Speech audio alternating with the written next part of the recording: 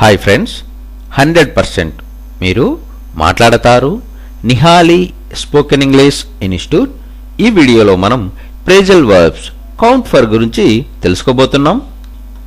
Phrasal verb count for అనే phrasal వర్బ్ను ఏ సందర్భంలో ఉపయోగిస్తాము అంటే to become something important or valuable, అంటే తెలుగులో ప్రాధాన్యత సంతరించుకొను అని చెప్పే సందర్భంలో మనం కౌంట్ ఫర్ అనే ప్రేజల్ వర్బ్ను ఉపయోగిస్తాము.